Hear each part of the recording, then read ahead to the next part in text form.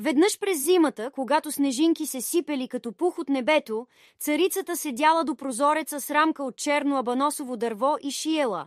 Както шиела и от време на време поглеждала към снега, си обола пръста и върху снега паднали 3 капки кръв. И аленото изглеждало толкова хубаво върху белия сняг, че тя си помислила: ах, да имах дете бяло като сняг, с бузи алени като кръв и с коси черни като дървото на прозореца. Не минало дълго време и тя родила дъщеричка бяла като сняг, с бузи алени като кръв и с коси черни като абаносово дърво. Затова я кръстили Снежанка, но щом родила детето, царицата умряла. След 1 година царят се оженил повторно. Втората му жена била хубава, но била горда и високомерна и не можела дори да си помисли, че друга може да я превъзхожда по красота.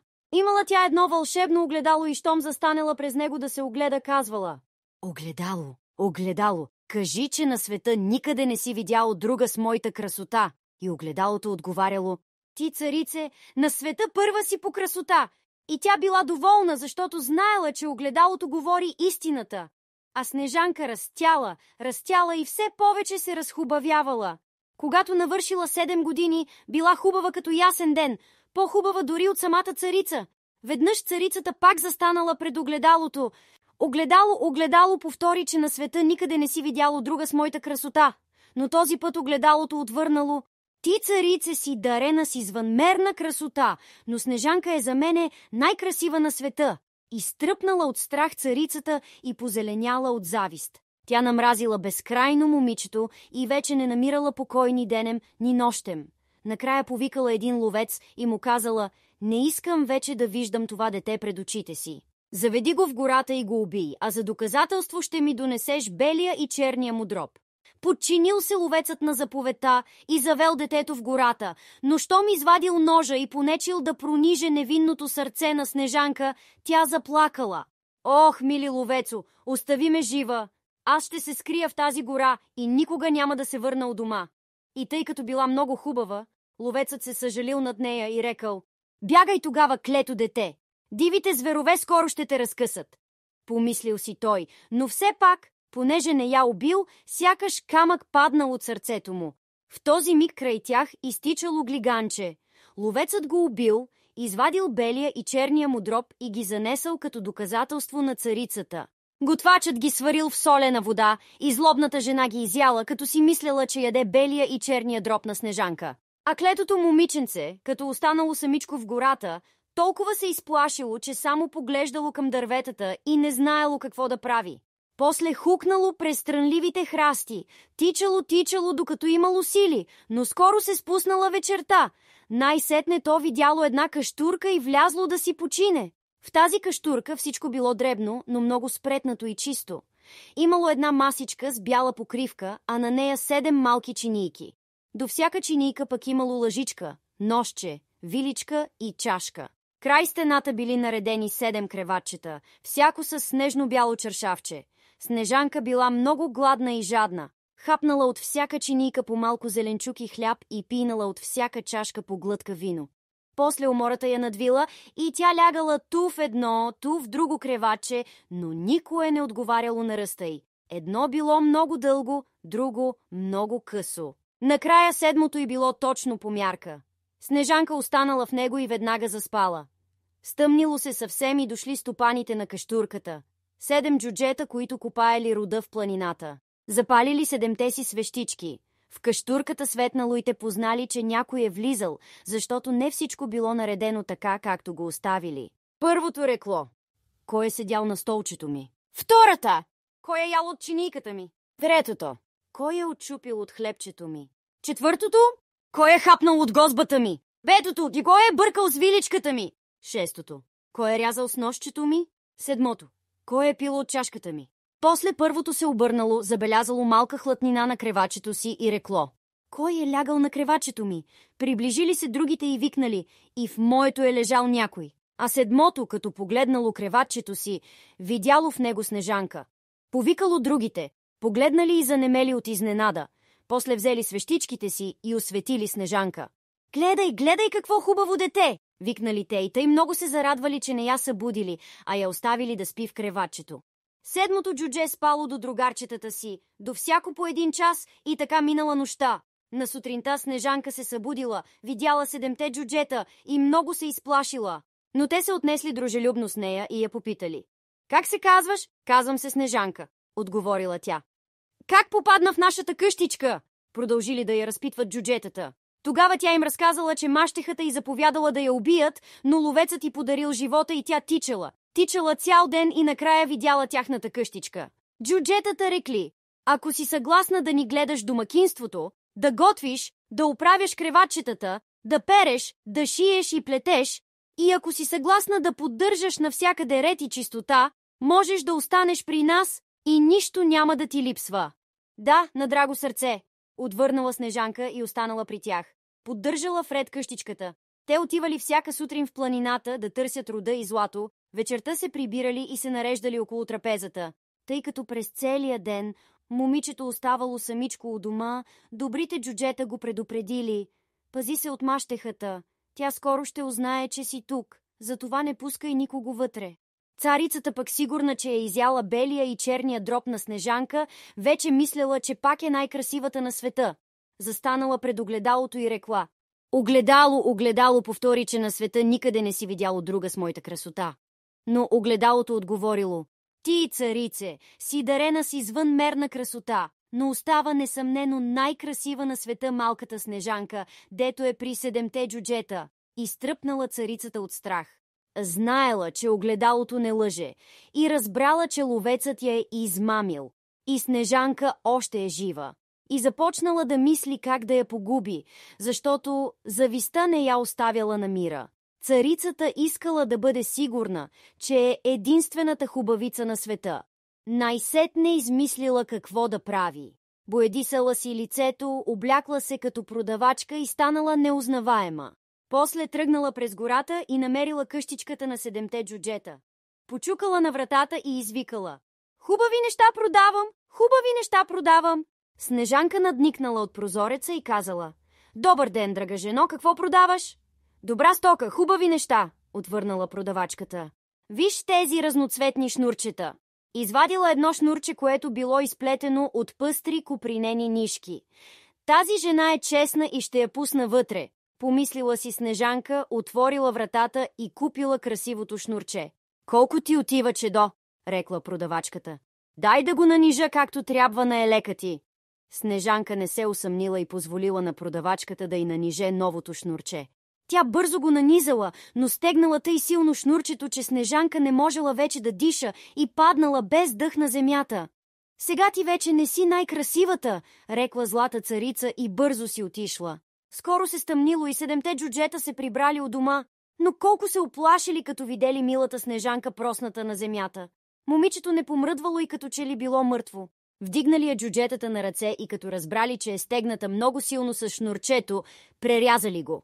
В този миг Снежанка започнала леко да диша и малко по малко се съвзела. Като узнали какво се е случило, джуджетата й рекли. Продавачката е била твоята мъщеха.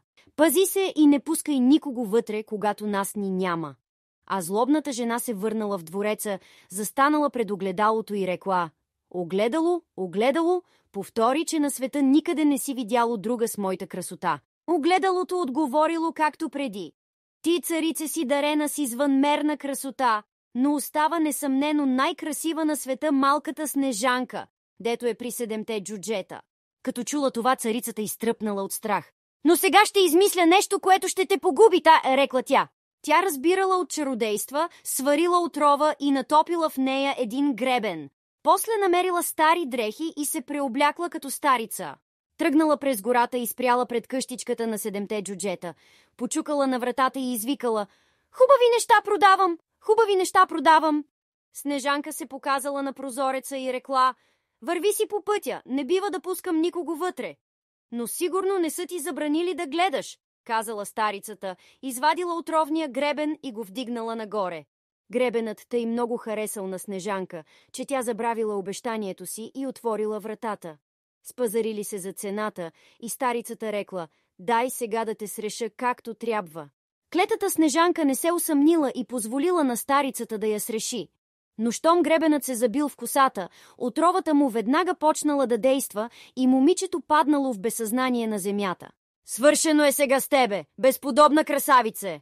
рекла злобната жена и си отишла. За щастие скоро се стъмнило и 7 джуджета се прибрали у дома. Щом видели Снежанка просната като мъртва на земята, те веднага се сетили за мащехата, започнали да търсят причината и открили гребена. Извадили го от косата на Снежанка, тя отново дошла на себе си и разказала какво се е случило. Тогава те за 3 път я предупредили да бъде предпазлива и да не отваря вратата никому. В двореца царицата застанала пред огледалото и го попитала: «Огледало, огледало, повтори, че на света никъде не си видяло друга с моята красота». Но огледалото отговорило както преди: «Ти, царице, си дарена с извънмерна красота, но остава несъмнено най-красива на света малката Снежанка, дето е при 7 джуджета». Като чула този отговор, царицата започнала да трепери от гняв. «Снежанка ще умре, дори това да струва собствения ми живот!» викнала тя. Влязла в една малка изоставена стая, където никой друг не влизал. Приготвила отрова и потопила в нея една ябълка. Отвън ябълката имала такъв приятен вид, жълта, с червени буски, че който и да я зърнел, непременно щял да поиска да я опита, но ако хапнел само една хапка, щял да умре. Щом приготвила ябълката, тя пак си боядисала лицето, преоблякла се като селянка и тръгнала през гората. Спряла пред къщичката на джуджетата и почукала на вратата. Снежанка надникнала от прозореца и рекла: «Не бива да пускам никого вътре, джуджетата ми забраниха».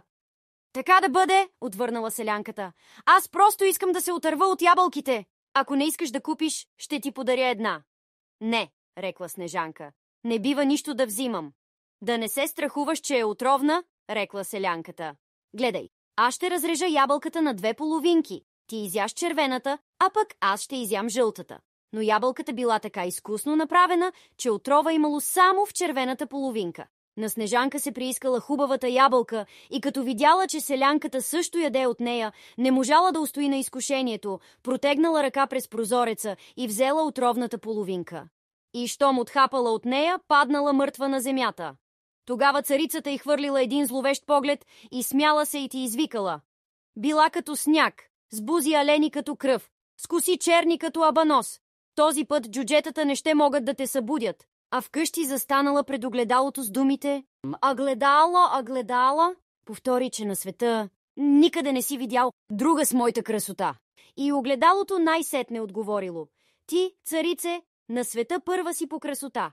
Най-сетне завистливото й сърце се успокоило, доколкото изобщо едно завистливо сърце може да се успокои. Стъмнило се. Джуджетата се прибрали у дома и заварили Снежанка просната на земята.